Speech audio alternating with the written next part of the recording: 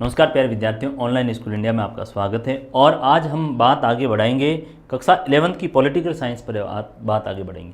संविधान सिद्धांत और व्यवहार हमारी एक पुस्तक है जिसमें इंडियन कॉन्स्टिट्यूशन के बारे में है, वो हम लोग रूबरू होंगे। कक्षा 10th में आपने सामाजिक विज्ञान पढ़ी थी और उसमें है वो आपने एक राजनीति का भाग पढ़ा जिसमें संविधान के बारे में, कार्यपालिका के बारे में, केंद्र सरकार वगैरह इस तरह के है वो मुद्दे थे। तो अब उनसे आगे की बात बढ़ेगी। वहाँ तो आपके एक छोटा भाग था, लेकिन यहाँ एक जाकर पर्टिकुलर पुस्तक को पढ़ेंगे।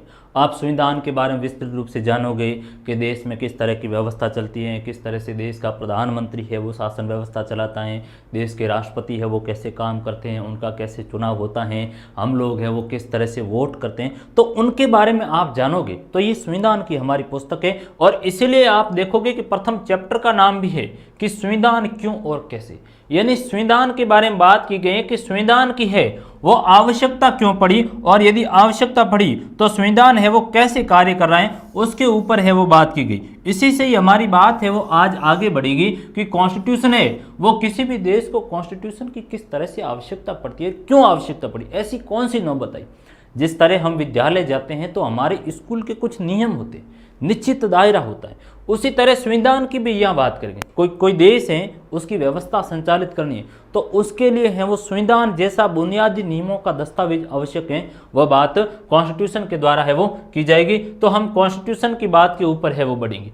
कॉन्स्टिट्यूशन के ऊपर बात बढ़ने से पहले एक नेल्सन मंडेला के बारे में बात करेंगे। हमारे इसमें एक चैप्टर भी पर्टिकुलर आता है दूसरी सिद्धांत वाली पुस्तक में। नेल्सन मंडेला दक्षिण अफ्रीका के है वो अश्वेत प्रथम राष्ट्रपति है वो बने जब डेमोक्रेसी कायम हुई। नेल्सन मंडेला ऐसे महान व्यक्तित्व के धनी हुए थे, गांधीवादी है वो विचारक हुए थे कि जिन्होंने है वो अफ्रीका में लोकतंत्र की स्थापना हेतु 28 साल तक जेल की सलाखों के पीछे है वो सड़े रहे, सलाखों के पीछे वो रहे और बाद में आखिर में वहाँ पर जो रंगभेद की नीति थी उसको समाप्त करवा कर एक डेमोक्रेसी कायम की दक्षिण अफ्रीका में। तो उनकी एक बात है वो कही, जो नेल्सन मंडेला साहब ने एक बात कही थी कि किसी भी कार्य को करने से पहले वह हमेशा असंभव लगता है। यानी जिस तरह से आप पॉलिटिकल साइंस की पुस्तक उठाओगे तो आपको लगता है कि सर ये तो हम कैसे पढ़ेंगे, इस तरह से पर्टिकुलर है। यानी हर कोई कार्य करने से पहले, उससे पहले हमें वो असंभव सा प्रतीत होता है, लेकिन जब इच्छा शक्ति होती है हमारे अंदर, जब कार्य करने की जिज्ञासा होती है, कार्य करने की जिज्ञासा होती है, इच्छा शक्ति होती है, तो उसके आगे है वो सारी चीज़ें हैं वो ध्वस्त हो जाती, कोई मायने नहीं रखती।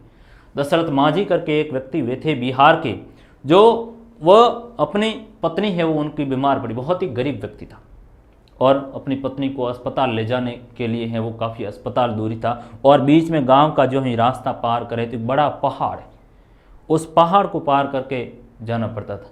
तो रास्ता बड़ा लेंथी था, नहीं तो पहाड़ नहीं होता तो नज़दीक ही पड़ता था। दशरथ मांझी अपनी पत्नी की मृत्यु हो गई, लेकिन 22 साल तक छेनी और हथौड़ा लेकर के उस पहाड़ को तोड़ करके पहाड़ के बीच में से है वो रास्ता बना दिया। इसका मतलब ये था कि जीवन में असंभव है वो कुछ भी नहीं होता, संभव सब कुछ है, केवल और केवल इच्छा शक्ति है हमारे पास, तो सब कुछ है। उसी इच्छा शक्ति के ऊपर है वो आज कॉन्स्टिट्यूशन की है वो हम लोग बात करने वाले हैं, भारतीय संविधान की, कि संविधान क्यों और कैसे, किस तरह से है वो कॉन्स्टिट्यूशन है वो कार्य करता है। तो जो आप यहाँ पर क्वालिटी एजुकेशन का हमारा एक मोटो देख रहे हो, उस यात्रा में है वो आपको भागीदार होना है और आप बढ़ चढ़ कर उस यात्रा में है वो भागीदारी लेते हैं, तो शायद इस यात्रा का है रुझान ही कुछ और होगा। तो सभी है वो मेरे साथ जुड़ी क्लास में, प्लेलिस्ट का लिंक भी है वो आपको दिया जाएगा, इसकी पर्टिकुलर एक प्लेलिस्ट भी बनेगी और कुछ सवालों के साथ है वो हम बात को शुरू करते हैं। एनसीईआरटी की एक बहुत बड़ी खूबी भी यही है कि हर बात को सवालों से शुरू करती है। संविधान है तो संविधान किसे कहते हैं, संविधान की क्यों आवश्यकता पड़ी, संविधान समाज को क्या देता है, उनसे है हमारी बातें शुरू होगी।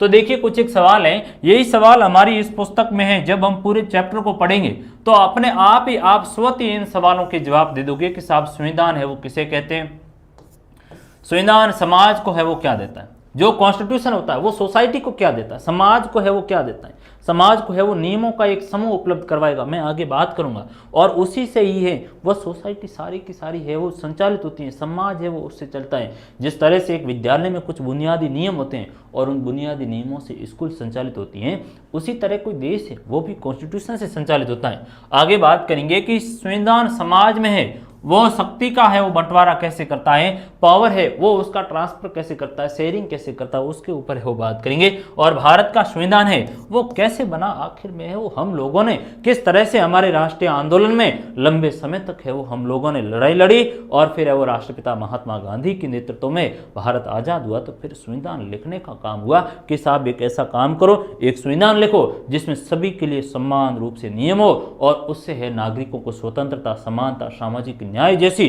बुनियाद है वो प्रोवाइड करवाने का काम है वो हम करेंगे। तो उसके ऊपर भी बात करेंगे कि हमारा संविधान क्या 1-2 दिन में बना है, उसके ऊपर बात करेंगे कि लंबी समयावधि के दौरान है वो संविधान निर्माण का काम हुआ। तो बात यहीं से शुरू करते हैं कि संविधान आखिर में है वो क्या है। प्यारे बच्चों, यदि संविधान शब्द को आप देखोगे, एक शब्द है आपका संविधान।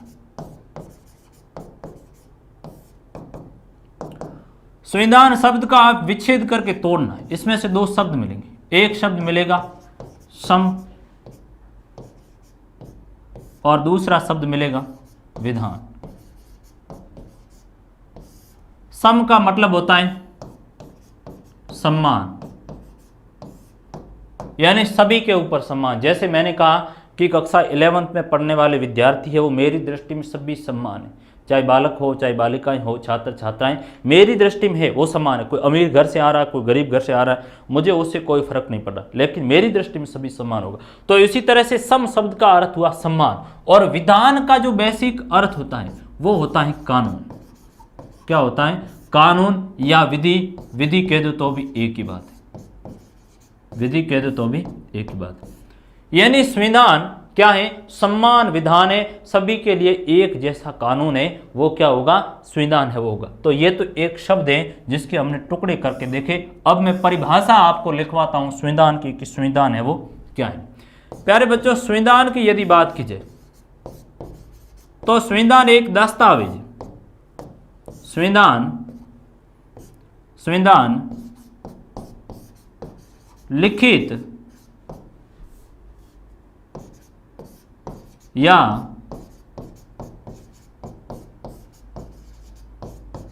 अलिखित नियमों का एक कानूनी दस्तावेज, एक कानूनी दस्तावेज है। ठीक है, और बात को थोड़ी आगे बढ़ाएंगे। कानूनी दस्तावेज है जिसके द्वारा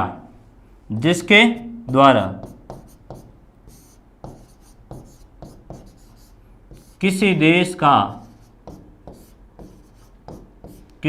का शासन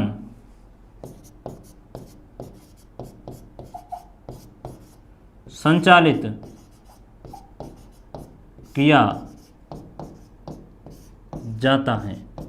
बस यही परिभाषा आपसे पूछी जाएगी। ये परिभाषा और ये शब्द जीवन के अंतिम क्षण तक आपका पीछा नहीं छोड़ेगा। यदि आप पढ़ाई करते हैं और आगे हायर एजुकेशन में भी जाओगे तो अभी कॉन्स्टिट्यूशन आपका पीछा नहीं छोड़ेगा। और 11th क्लास की ये जो पुस्तक मैं पढ़ा रहा हूँ, ये तो इवन की RS और IAS और जो फर्स्ट ग्रेड लेक्चरर बनते हैं, हर कोई वैकेंसी उसमें सारी की सारी चीज़ पूछी जाती, संविधान की परिभाषा तक पूछी जाती। देखो ये शब्द, इसको आप हैं इन शब्दों को एक एक को तोड़ कर है वो आप देखिए। एक बात मैंने लिखवाई कि संविधान है वो लिखित या शब्द किया है। लिखित भी हो सकता है, अलिखित भी हो सकता है। लिखित संविधान जैसे कि भारत का संविधान लिखित है, ठीक है। अमेरिका का संविधान है वो लिखित है। अमेरिका 1776 में है वो आज़ाद हुआ और वहां पर है वो संविधान लिखने का काम हुआ। दक्षिण अफ्रीका का संविधान लिखित है। दक्षिण अफ्रीका, आप 10th में पढ़े होंगे कि फ्रांस का जो कॉन्स्टिट्यूशन है, फ्रांस गणतंत्र बनता है 1793 में, तो फ्रांस का जो कॉन्स्टिट्यूशन है वो भी लिखित है। तो ये कुछ देश हैं जिनका संविधान लिखित है, यानी लिखित रूप में। जिस तरह से हम पढ़ते हैं तो हमारे कक्षा 11th की एक पुस्तक है तो उसमें सारी लिखित में बात है, आपको ये पढ़नी। उसी तरह से कॉन्स्टिट्यूशन लिखित है, जबकि यहाँ अलिखित है। कुछ देश ऐसे जैसे इंग्लैंड, आप उदाहरण के तौर पर इंग्लैंड की बात करो। इंग्लैंड में निश्चित दिन तक बैठकर संविधान लिखने का काम नहीं। तो कैसे हुआ आप कहोगे? लंबे समय तक की जो परंपराओं से जो दस्तावेज, लंबे समय के जो परंपरागत नियम है, उन्हीं नियमों को एक संविधान की संज्ञा दी गई। तो इसका मतलब हुआ इंग्लैंड का कॉन्स्टिट्यूशन लिखित नहीं है। तो लिखित और अलिखित नियमों का क्या है? रूल से ही, कुछ भी नहीं। रूल से, जैसे स्कूल आओ, निश्चित टाइम है, आप स्कूल को 10 बजे आपको स्कूल आना है, फिर आपके हैं वो एक एक पीरियड है वो प्रत्येक विषय के लगेंगे, फिर इंटरवल होगी, फिर है वो आपको निश्चित समय में छुट्टी होगी, निश्चित गणवेश में आना। तो वो क्या है? कुछ नियम है। उसी तरह से लिखित या अलिखित ये नियम होते हैं। और कैसे होते हैं? कानूनी होते हैं। सबसे बड़ी बात ये आई, लीगल होते हैं। कानून जो कुछ बातें हैं, जैसे कानूनी नैतिक बातें भी होती हैं, जैसे कहा कि देखो सभी है वो माता पिता को चरण स्पर्श करके आयो, गुरुजनों का आदर करो, ये नैतिकता की बातें। लेकिन यहाँ पर ये कैसी बातें? ये लीगली है, कानूनी रूप में है कि और सारी की सारी हैं वो कोई सुप्रीम अथॉरिटी जो वेद है, जैसे कि सरकार है, या फिर कुछ ऐसे लोग थे जिनको है वो जनता ने चुना कि भाई आप हमारे लिए है वो क्या करो, कानूनन है, इस तरह की दस्तावेज बनाओ, इस तरह के कानून बनाओ, तो सुप्रीम है। जैसे आप लोगों ने मुझे वेदता प्रदान की कि सर आप हमें पढ़ाओ, तो आप लोगों ने है वो कानून ने मुझे नियुक्त किया कानूनी रूप से। तो एक बात ये पे आ गई कि लिखित या अलिखित नियमों का एक कानूनी दस्तावेज है, लीगल डॉक्यूमेंट। कैसा है? लीगल डॉक्यूमेंट है, तो आपका कॉन्स्टिट्यूशन कहलाया जाएगा। लीगल डॉक्यूमेंट, लीगल डॉक्यूमेंट है जिसके द्वारा किसी देश का क्या होता है? शासन चलाया जाता है। बड़ी बात है, शासन संचालित किया जाता है, कॉन्स्टिट्यूशन कहलाता है। इससे बेहतर परिभाषा आपको कोई भी नहीं मिलेगी। सामान्य कह देते कि संविधान है वो कुछ नहीं, नियमों का दस्तावेज जिससे शासन संचालित होता है। संविधान क्या है? नियमों का है डॉक्यूमेंट और कुछ भी नहीं। लेकिन ये मैंने काफ़ी टेक्निकल वर्ड और उसमें बहस सबसे अच्छी ये परिभाषा कई बार परीक्षाओं में भी पूछी जाती है। तो लिखित या अलिखित नियमों का एक लीगल डॉक्यूमेंट है जिसके द्वारा किसी देश का शासन संचालित किया जाता है, संविधान है वो कहलाता है। ये बात तो हमारी होगी। अब यहाँ पर जो हमने पहली बात की थी कि हमें संविधान की है वो आवश्यकता क्यों पड़ी, ऐसी कौन सी स्थिति है कि हमें संविधान की आवश्यकता पड़ी, हम है वो बिना संविधान के कामकाज नहीं चला सकते। जिस तरह से एक विद्यालय है और स्कूल विद्यालय निश्चित नियमों से चलती है, तो निश्चित नियम हमारे होने आवश्यक है, अन्यथा हम वो सही तरह से संचालित नहीं कर सकते। उसी तरह एक देश में भी है, एक देश को संचालित करना। भारत जैसा बड़ा देश जिसमें है वो 1.25 अरब तक की आबादी है, उन सभी के लिए एक जैसा एक कानून, एक जैसे नियम उनसे संचालित करना। तो हमें है वो कॉन्स्टिट्यूशन की आवश्यकता पड़ेगी कि एक निश्चित भूभाग में है वो पूरे भूभाग में बड़ी आबादी को किस तरह से व्यवस्थित रूप से संचालित करें, उसके लिए कॉन्स्टिट्यूशन की है वो आवश्यकता पड़ती है। तो चरणबद्ध रूप से है वो हम एक एक रूप से बात करेंगे और मैं बताऊंगा कि संविधान के लिए है वो 4 स्थितियां भी बताऊंगा कि 4 ऐसी परिस्थितियां हैं जिनके लिए हमें संविधान की आवश्यकता है वो पड़ती है। और उसमें पहली बात निकल आपकी यहाँ पर आ गई कि संविधान है वो तालमेल बढ़ाता और भरोसा दिलाता है। जैसे एक परिवार, उस परिवार में दादाजी भी रहते हैं, पिताजी रहते हैं, चाचा जी रहते हैं, परिवार के अन्य सदस्य रहते हैं, कुछ बड़े लोग हैं, कुछ छोटे हैं, बच्चों की वहाँ बातें नहीं सुनी जाती हैं, पिताजी की कई बार बात नहीं सुनी जाती हैं, या फिर है वो पिताजी और चाचा जी के बीच में है वो निरंतर विवाद की स्थिति है। तो इस तरह की स्थितियाँ, तो यहाँ पर भी एक बात है कि क्या यदि दादाजी ने निश्चित नियम तय किए होते तो परिवार में लड़ाई होती? नहीं होती। तो यहाँ पर भी एक ही बात है कि संविधान है वो तालमेल बढ़ाता और भरोसा दिलाता है। कोई देश है और उस देश में बड़ी आबादी है, बहुसंख्यक वर्ग है, जहाँ धर्म के आधार पर विविधताएं, भाषा के आधार पर है, खान पान के आधार पर है, तो ऐसी स्थिति में है वो वहाँ पर भरोसा कायम करने हेतु एक ऐसा दस्तावेज आवश्यक है। तो संविधान वहाँ की जो स्थिति के ऊपर है वो वैसे गौर करेगा कि वहाँ के आप देखो भाषा के आधार पर विविधताएं, भारत में आप देखोगे कि तकरीबन है वो 1600 से अधिक भाषा और बोलियां हैं वो बोली जाती, इतनी है वो विविधता है। आप देखोगे कि यहाँ धर्म के आधार पर है वो विविधता है। कौन कौन से धर्म है आप देख लो, हिंदू धर्म है, इस्लाम धर्म है, ईसाई है, बौद्ध हैं, सिख हैं, सभी धर्म हैं। खान पान में विविधता है, खान पान में है, पहनावा है, पहनावा है, ये इनमें ये सारी की सारी विविधता है। तो ऐसी स्थिति में हमें एक निश्चित है डॉक्यूमेंट होगा तो ही उसके द्वारा शासन संचालित होगा। इसलिए यहां से बात निकल कर आई कि संविधान का पहला काम है कि नियमों और कानूनों का एक ऐसा समूह उपलब्ध करवाए जिससे है वो समन्वय कायम किया जाए। आपकी पुस्तक में दिया हुआ पहला काम है वह संविधान का, तो उस पहले काम को है वो मैं यहां पर आपके लिख लेता हूं। तो पहले काम को मैं नोट करूंगा कि संविधान का जो पहला काम है आपका वह भरोसा और समन्वय कायम करने का। तो बात यहां से शुरू करते हैं कि संविधान का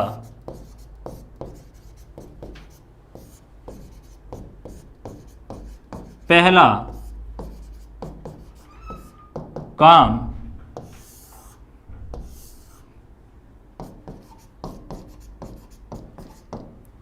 नियमों और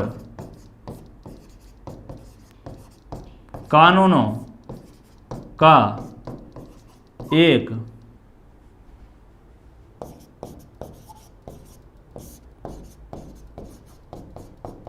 समूह उपलब्ध करवाई जिससे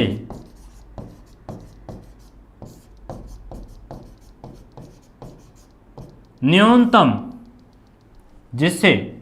समन्वय और भरोसा कायम किया जाए।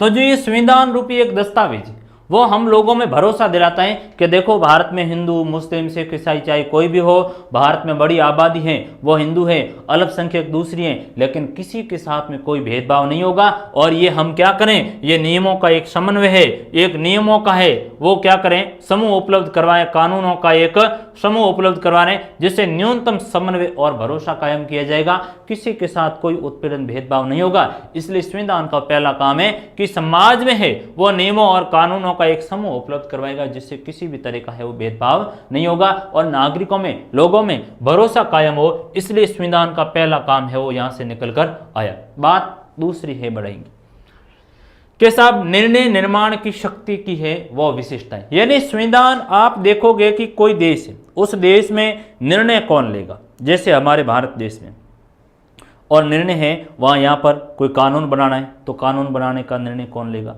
उसको लागू करने का काम है वो कौन करेगा। जैसे आप परिवार में हो कि साहब परिवार में है वो एक पूरा हमारा सामूहिक परिवार रह रहा है, तो उस परिवार में निर्णय कौन लेगा, उस परिवार में है वो सामूहिक निर्णय लेने वाला कौन व्यक्ति होगा कि साहब है वो सभी इस तरह से व्यवहार में रहो, इस तरह का है वो आप लोग काम करो, ये काम करना है, मैं नियम बनाऊंगा, मैं ही तय करूंगा कि इस तरह से आपको सारा का सारा काम करना है। इसलिए जो यहाँ पर भी बात आती है कि कोई संविधान है, कोई देश है, उस देश में जो निर्णय निर्माण की है प्रक्रिया कौन लेगा, उसके लिए है वो संविधान की हमें आवश्यकता होती है और ये दशा है वो संविधान ही तय करता है। तो हम कहेंगे कि किसी देश में निर्णय लेने की शक्ति किसके पास होगी। जैसे भारत के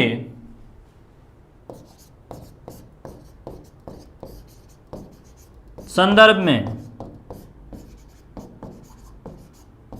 कानून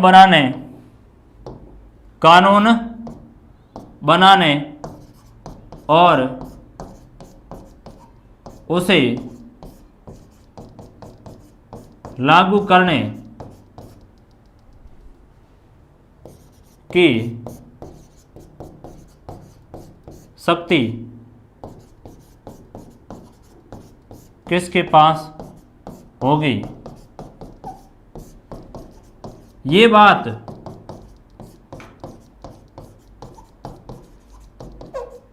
संविधान तय करता है,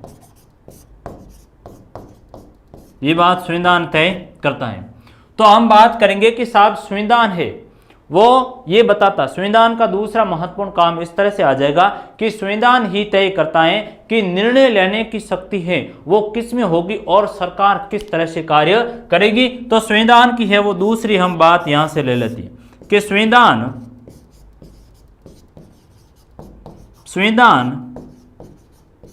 तय करता है कि समाज में निर्णय लेने की शक्ति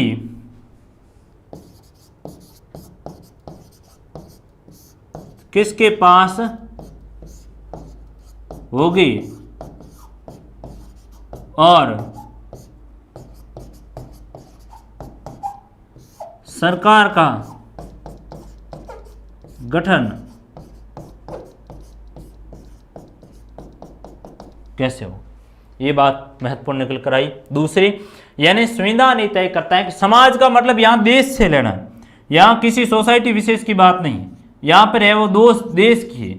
और हमारे भारत के संदर्भ में हम बात करेंगे कि हमारा संविधान तय करता है कि देश में निर्णय लेने की है वो शक्ति किसके पास में होगी, कौन है वो निर्णय लेगा। और यहां निर्णय लेने से के मतलब है विधि निर्माण। निर्णय का मतलब है कि विधि निर्माण संबंधी निर्णय है वो कौन लेगी।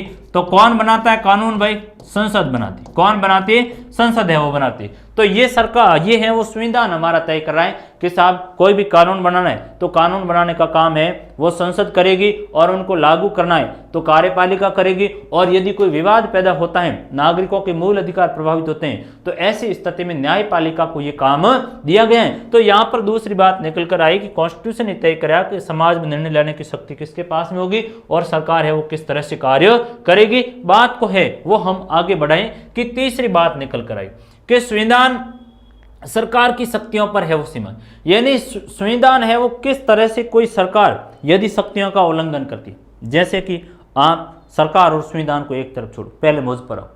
यानी यदि स्कूल में मैं पढ़ा हूं, मुझे काम है वो दिया गया है स्कूल के निश्चित नियमों के दायरे में कि मुझे है वो पॉलिटिकल साइंस पढ़ानी है और मैं है वहाँ इंग्लिश लेकर है वो शुरू कर लेता हूँ, इंग्लिश के दूसरे अध्यापक के उनके मामले में हस्तक्षेप कर रहा हूँ, तो वो एक तरह से क्या हो रहा है कि मैं जो स्कूल के जो नियम तय हुए, स्कूल के जो संविधान का दायरा उसका उल्लंघन कर रहा हूँ। तो ऐसी स्थिति में मेरे ऊपर कुछ बंधन होने चाहिए, कुछ सीमाएं होनी चाहिए। ऐसा यहाँ पर भी है कि सरकार की शक्ति के ऊपर है वो संविधान काम करता है कि सरकार है वो कोई निरंकुश नहीं हो जाए।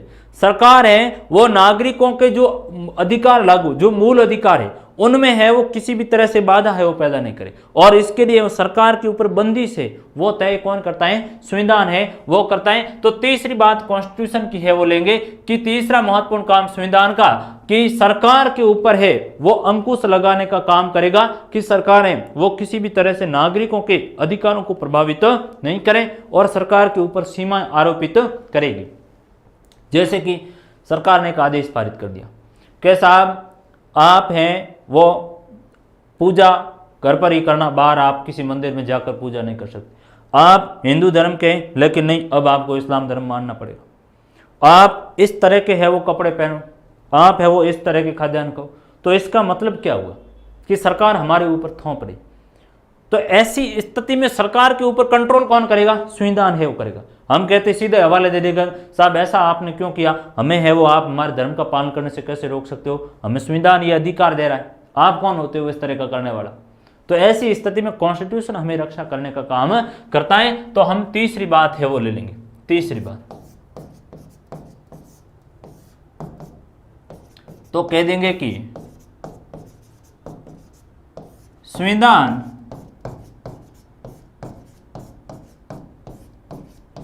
ये तय करता है कि सरकार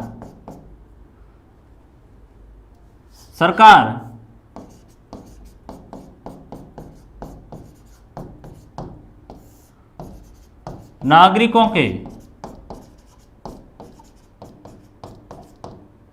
अधिकारों का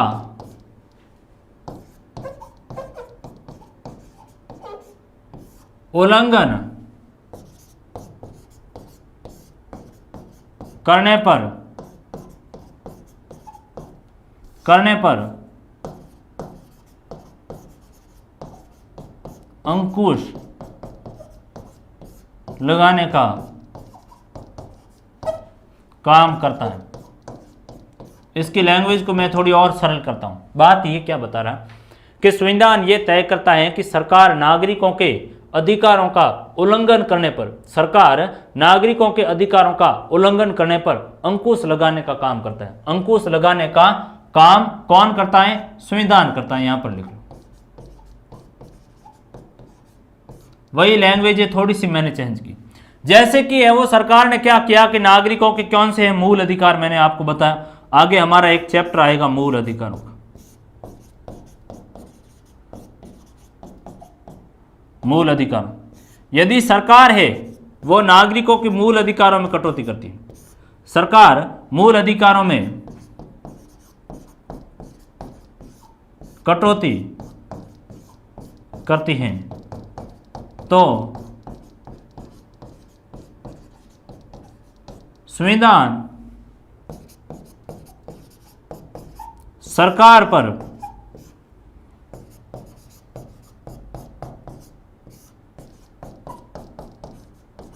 सीमाएं लगाने का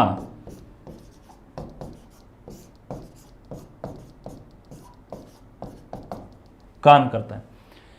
यानी यदि किसी भी तरह से जो नागरिकों के अधिकार प्रभावित होते हैं तो ऐसी स्थिति में कॉन्स्टिट्यूशन है जो क्या करेगा, सरकार के ऊपर सीमा लगाएगा, सरकार को है वो प्रतिबंधित करने का काम करेगा। आप नागरिकों के अधिकारों में किसी भी तरह की कटौती नहीं कर सकते।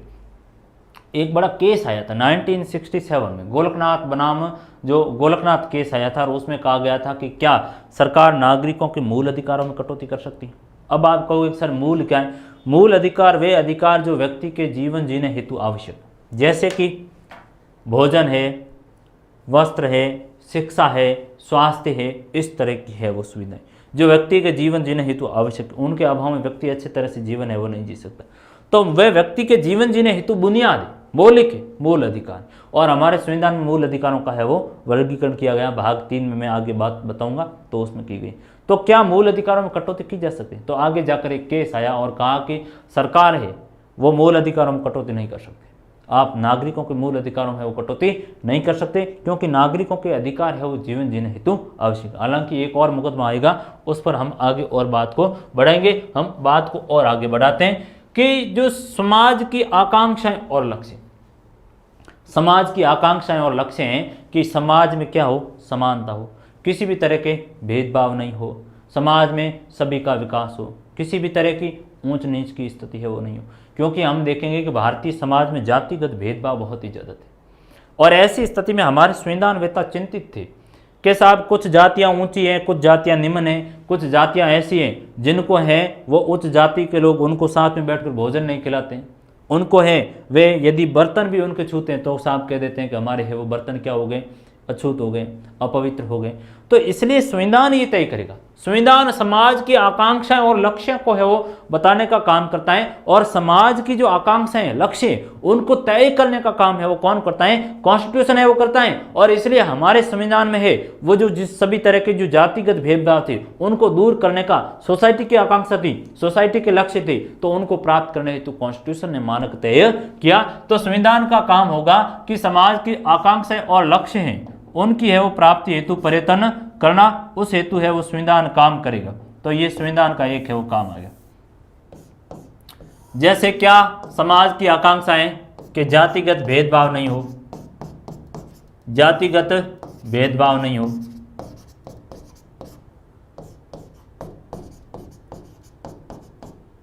समाज में क्या हो, समानता हो,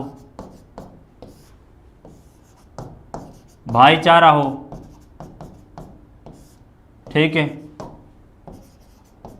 धार्मिक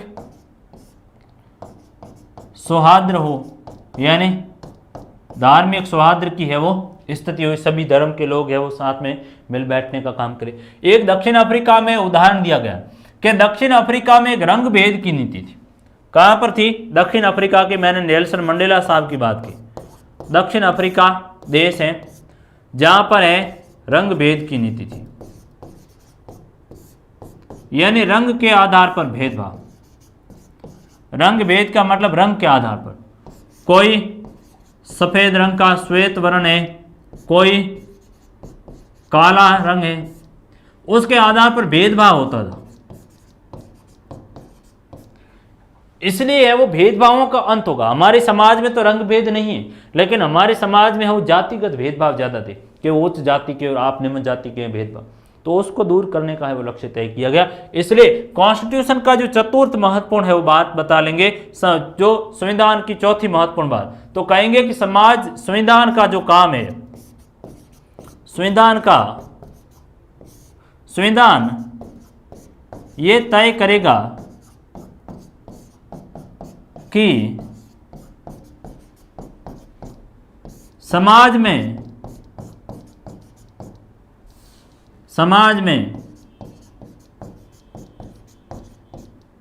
समानता हो,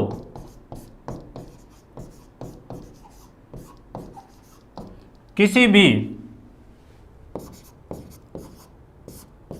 तरह के भेदभाव नहीं हो, तो ये संविधान ही तय करेगा कि समाज में समानता और किसी भी तरह का भेदभाव नहीं हो, और समाज की जो आकांक्षाओं का है, समाज के जो लक्ष्य हैं उनके मुताबिक है वो क्या हो, एक ऐसी व्यवस्था स्थापित हो सोसाइटी में है वो सभी इक्वल हो। तो ये तय करेगा कि कॉन्स्टिट्यूशन ही तय करेगा कि समाज की आकांक्षाओं और लक्ष्यों के मुताबिक है वो व्यवस्थाएं बनाई जाए, नियम जो देश को है इस तरह की व्यवस्था में डाला जाए, तो ये संविधान है वो तय करता है। तो हम बात करेंगे कि साहब संविधान हमें एक दस्तावेज बन देगा जिससे सभी के ऊपर समान रूप से व्यवस्था, इसलिए है वो जरूरत पड़ी।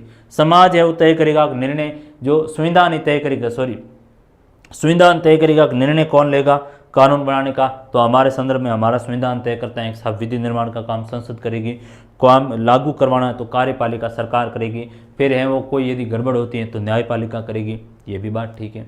फिर है वो बात सोसाइटी के कुछ लक्ष्य है वो मानदंड तय किए गए, उनको है वो लागू करवाने का काम कौन कर रही है, सोसाइटी की जो इच्छाएं आकांक्षा है उनके मुताबिक ये कॉन्स्टिट्यूशन तय करेगा इस तरह की सोसाइटी होगी। तो ये कुछ एक है वो पहलू हुए, उनके ऊपर है वो हमने बात की।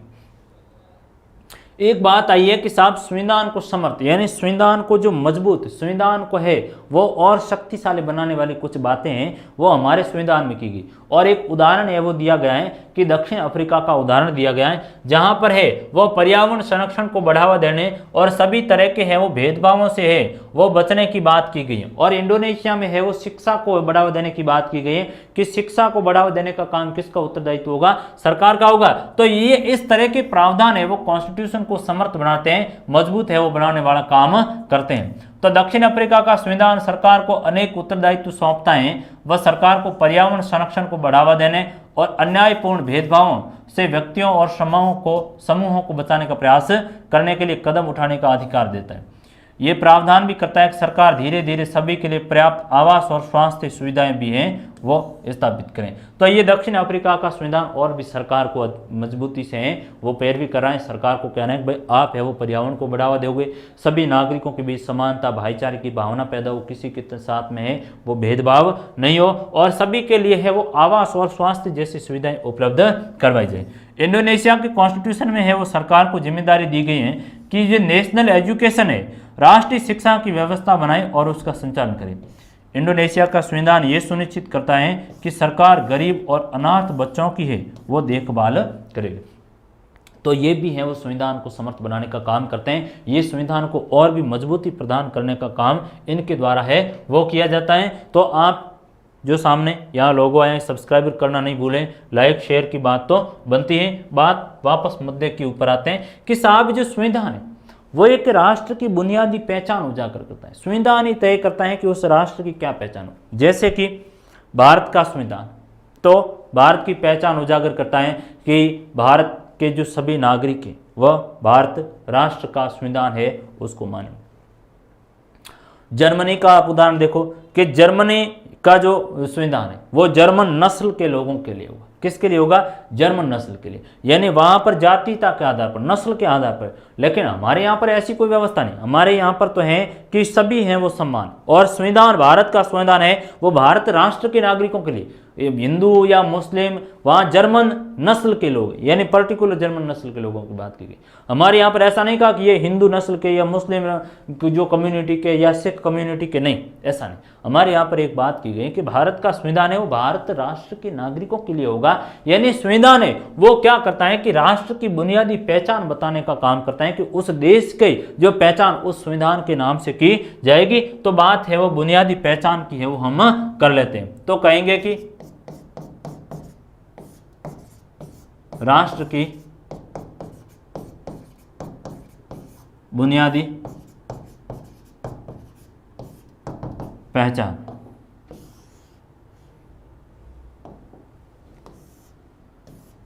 तो कहेंगे कि संविधान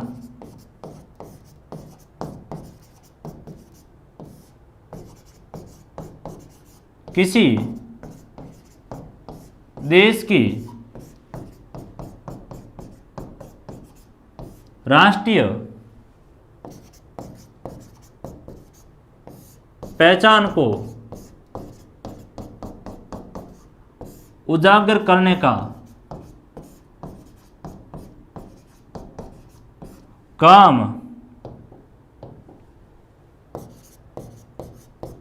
करता है। जैसे जर्मनी का संविधान जर्मन नस्ल के लोगों के लिए होगा, जर्मन नस्ल के लोगों के लिए होगा, जबकि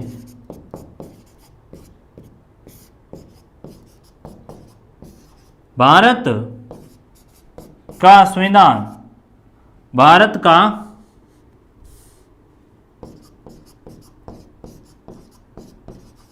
संविधान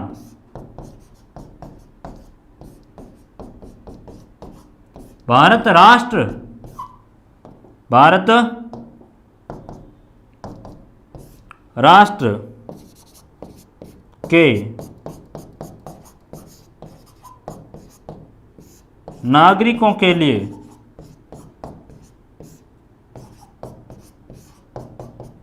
होगा। तो ये एक बात आई। इसका मतलब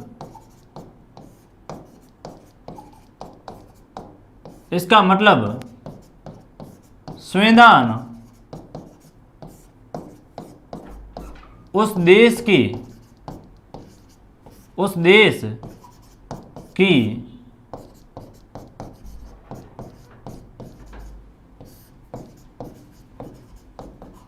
सामूहिक पहचान को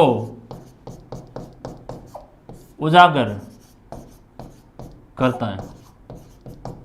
ये बात निकल कर आई।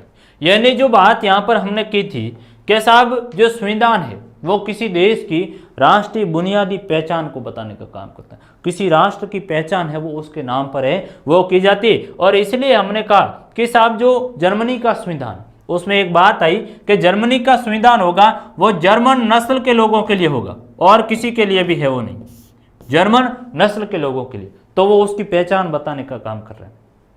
भले भेदभाव को बढ़ावा देने वाला शब्द नस्ल लगा, लेकिन पहचान बता रहा है। उसी तरह भारत का संविधान है, कहा गया कि भारत का संविधान है भारत राष्ट्र के नागरिकों के लिए होगा। हमने ये नहीं कहा कि भारत का संविधान है वो हिंदुओं के लिए होगा, मुसलमानों के लिए होगा, ईसाई सिख नहीं।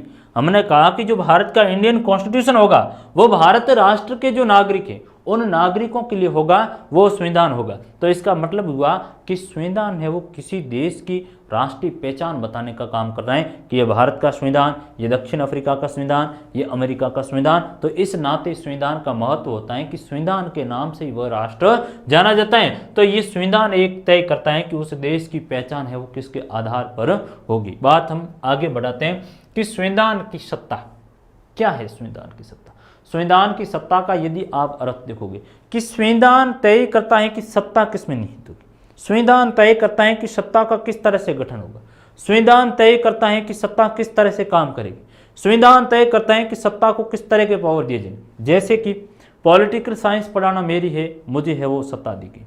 तो ये तय कौन करेगा? जो विद्यालय के कुछ संविधान के जो नियम है, विद्यालय का भी अपना एक नियम है, तो विद्यालय का हमने संविधान के दिया। तो इस विद्यालय के जो नियम तय कर रहे कि हमें है वो पॉलिटिकल साइंस पढ़ाने की कुछ मानक है, आप उस दायरे में पढ़ो, ये तय कर रहा है, संविधान कर रहा है। तो इसलिए बात आती है कि संविधान ये है वो सत्ता को तय करता है कि सत्ता है किस तरह काम करेगी।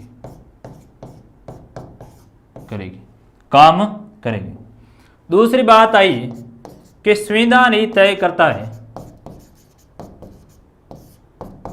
संविधान तय करता है कि सत्ता का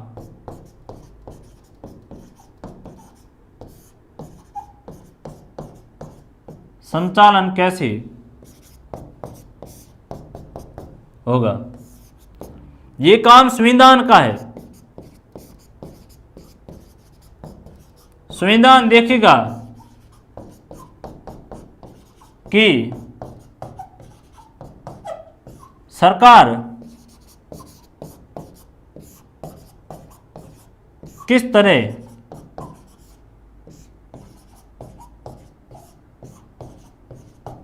करती है। तो ये कौन तय कर रहा है? ये सारा का सारा कॉन्स्टिट्यूशन है वो कर रहा है कि साहब भारत में है वो शासन सत्ता कौन संभालेगा, काम करेंगे। तो एक बात आई कि साहब भारत में जो शासन सत्ता संभालने का काम है वो कौन करेंगे। इन सवालों का जवाब, भारत में है वो शासन सत्ता कौन संचालित करेगा, तो संचालित कौन करेगा? भारत के लोग करेंगे। बाहर का लोग है तो वो आके करने से रहा। कैसा है वो अमेरिका का राष्ट्रपति आ गया और अगले इलेक्शन में है वो भारत के यहाँ इलेक्शन में खड़ा हो जाए? नहीं। यहाँ कोई भी राष्ट्राध्यक्ष, प्रधानमंत्री, राष्ट्रपति, मुख्यमंत्री कोई भी बनेगा तो भारत राष्ट्र का नागरिक होगा, तो वह है वो सत्ता को चलाने का काम करेगा।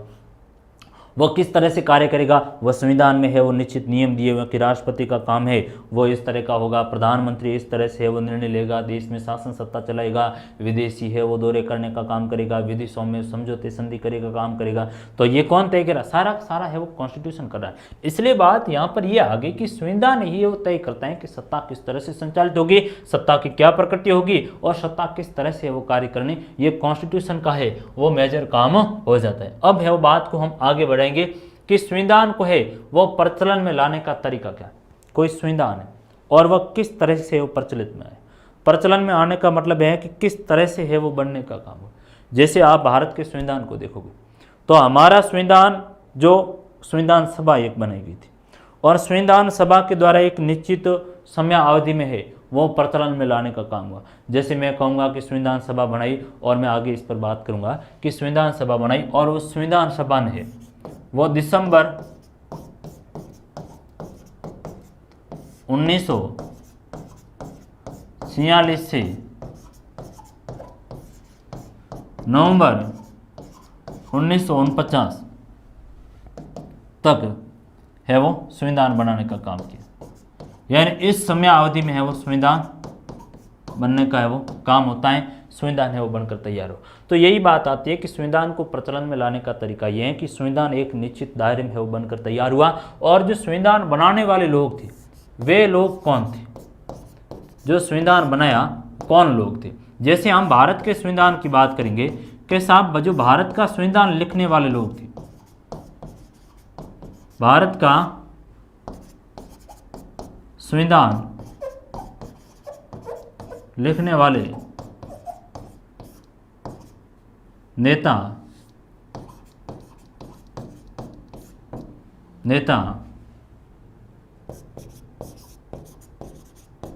जिनकी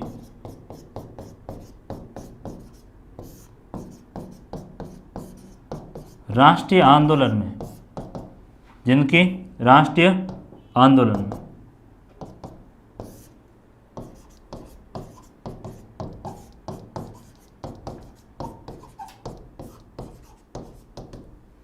जैसे आपको है एक निश्चित नियमों बना कर दे दिया कि आप इस समय है वो स्कूल आओगे, इस समय ये काम होगा, ये होगा, तो आप है वो उसको क्यों मानोगे? आप उसको इसलिए मानोगे कि आपके लिए वो नियम बनाए किस, आपके विद्यालय से बाहर का कोई शिक्षक ये नियम बनाएगा तो क्या आप इम्प्लीमेंट करोगे? नहीं करोगे। तो यही बात यहाँ पर भी आती है कि साहब जो भारत का संविधान है वह प्रचलन में लाने का तरीका यही था कि लोगों ने उसको इसलिए प्रचलन में लाया, इसलिए एक्सेप्ट किया कि संविधान को लिखने वाले लोग हमारे अपने लोग थे। हमारे राष्ट्रीय आंदोलन में जिन नेताओं की बड़ी भूमिका थी, जिनके बैनर तले देश आज़ाद हुआ, उन लोगों ने मिल बैठकर कॉन्स्टिट्यूशन लिखने का काम हुआ, इसलिए है वो संविधान को प्रचलन में लाया। और संविधान एक निश्चित समय अवधि में है वो बैठकर हमारे कॉन्स्टिट्यूशन वेताओं के द्वारा है वो लिखा गया, इसके लिए है वो संविधान को प्रचलन में लाने का काम हुआ। तो बात करेंगे कि कोई भी संविधान है वो प्रचलन में इसलिए आता है कि उसको वैधता प्रदान की जाती है जनता के द्वारा कि वह संविधान किसके द्वारा लिखा गया है, और यदि उन्हीं के ही लोगों के द्वारा, उनके खुद के द्वारा लिखा गया, भारत का संविधान भारत राष्ट्र के लोगों के द्वारा लिखा गया।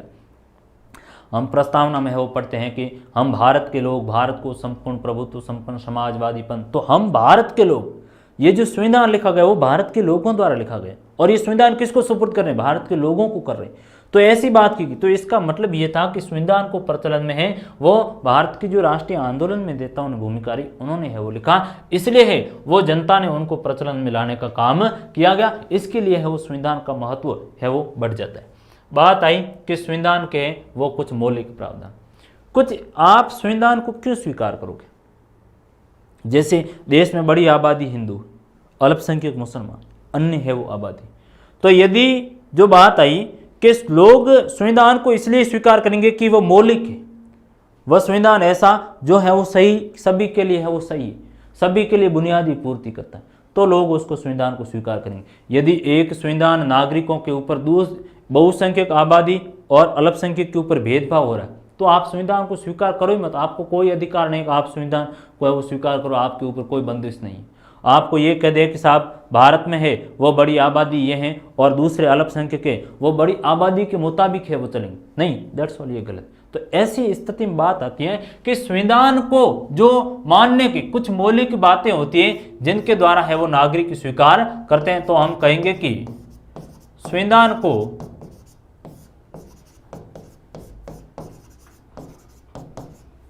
स्वीकार करने की कुछ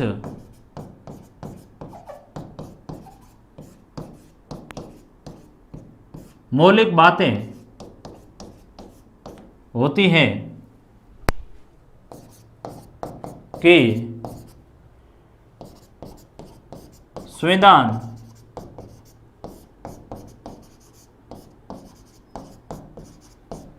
सभी के लिए समान रूप से व्यवहार करेगा तथा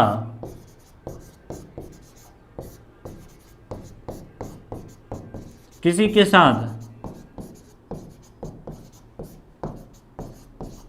भेदभाव नहीं करेगा। जैसे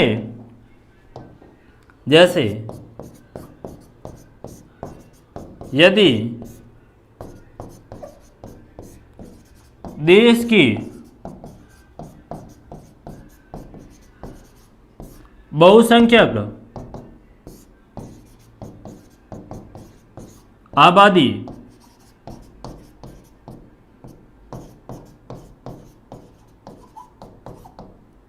अल्पसंख्यकों के साथ भेदभाव करती हैं तो ऐसी स्थिति में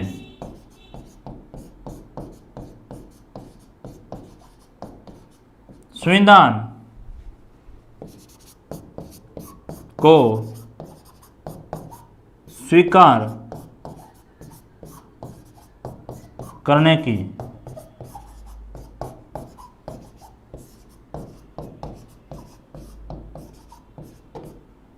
कोई ज़रूरत नहीं है। यानी संविधान के जो सिद्धांत है वे मौलिक रूप में होने चाहिए ताकि यह वो लोग उनको स्वीकार करें। उनमें किसी भी तरह का पक्षपातपूर्ण रवैया नहीं होना चाहिए, उनमें किसी भी तरह का भेदभावपूर्ण दृष्टिकोण नहीं होना चाहिए। और यदि हम देखें कि कोई प्रावधान ऐसे हैं कि अल्पसंख्यकों के हितों को बाधित करते हैं, बहुसंख्यक उनके ऊपर ज़्यादा वर्चस्व है, तो ऐसी स्थिति में उनको है वो स्वीकार करने की कोई आवश्यकता नहीं है। और ये संविधान है वो हमें अधिकार देता है कि साहब है वो सभी के लिए समान रूप से होने चाहिए। तो ये बात है वो की गई। एक नेपाल में संविधान लिखने की लंबी जदोजहद रही। नेपाल में वो संविधान लिखने की जो लंबे समय तक है वो अलग अलग समय अवधि में कॉन्स्टिट्यूशन लिखने का है वो प्रयत्न किया गया। 51 में किया गया, 59 में है वो किया गया। आप देखोगे कि 48 में किया गया, 51 में, 59 में, 62 में, फिर 90 में है वो संविधान लिखने का काम हुआ। यानी हमारा जो पड़ोसी देश नेपाल है वहाँ है वो संविधान लिखने के लिए अलग अलग जदोजहद किए, अलग अलग प्रयत्न किए, क्योंकि संविधान लिखना कोई साधारण काम नहीं है, बहुत ही जटिल काम है कि संविधान है वो लिखा जाए। इतना साधारण होता था हर कोई देश लिख लेता है। नेपाल ने है वो इतनी बार प्रयत्न किया, लेकिन है वो नेपाल का संविधान सक्सेसफुल नहीं हुआ, क्योंकि नेपाल में आप देखोगे राजाशाही, राजा का शासन है और राजा है वो शासन छोड़ना चाहता नहीं। इसलिए कई बार प्रयत्न किया कि एक काम करो, नेपाल में संवैधानिक राजतंत्र को स्वीकार करो। और 1990 में हम देखेंगे कि बहुदलीय लोकतंत्र की है वो शुरुआत हुई, जिसमें आगे जाकर के है वो अक्टूबर 2002 में राजा ने सारी शक्तियां हाथ में ले ली और पुनः है वो राजतंत्र कायम हो गया। और आखिर में जाकर के 2015 में है वो नेपाल में वापस लोकतंत्र है वो कायम हुआ और कॉन्स्टिट्यूशन लिखने का काम हुआ। इसलिए कहेंगे कि संविधान लिखना बहुत ही लंबी जटिल प्रक्रिया होती है और लंबी समय अवधि में है वो कॉन्स्टिट्यूशन लिखा गया है। जैसे भारत का 2 वर्ष 11 माह 18 दिन की समय अवधि लिखी, बहुत ही जटिल था, भारी भरकम समस्याएं हमें झेलनी पड़ी, फिर जाकर है वो संविधान लिखने का काम किया गया। फिर हम बात करेंगे कि संस्थाओं की है वो संतुलित रूपरेखा। संस्थाओं की संतुलित रूपरेखा का क्या मतलब हुआ? संस्थाओं की संतुलित रूपरेखा का मतलब ये हुआ कि संविधान में है जो संस्थाएं, जो इंस्टीट्यूट हैं, उनमें शक्तियां समान रूप से वितरित की गई, ताकि कोई एक शक्ति है वो दूसरे के है वो हितों को प्रभावित नहीं करे, दूसरे को दबाने का काम नहीं करे। तो शक्तियों में है वो शक्ति संतुलन का काम है वो कॉन्स्टिट्यूशन के द्वारा किया गया। जैसे कि हम कहेंगे कि कुछ संस्थाएं, विधायिका,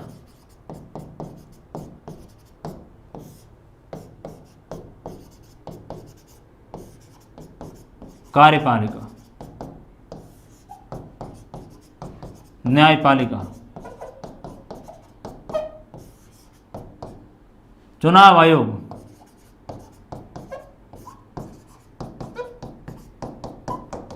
तो इनके अपने प्रत्येक की अलग अलग शक्ति है। इसका काम है कानून को बनाना, तो ये विधि का निर्माण का काम करेगी। विधायिका है तो विधि निर्माण का काम करेगी।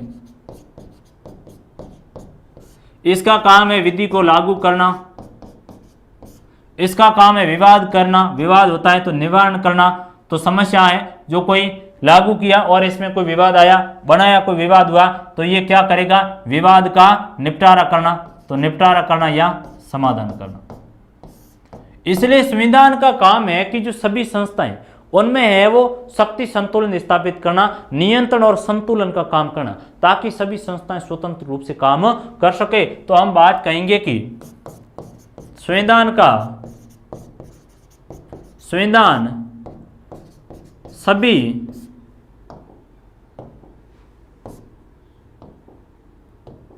सभी संस्थाओं में संतुलन, सभी संस्थाओं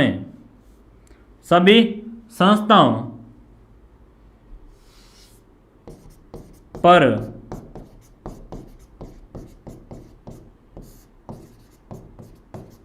नियंत्रण और संतुलन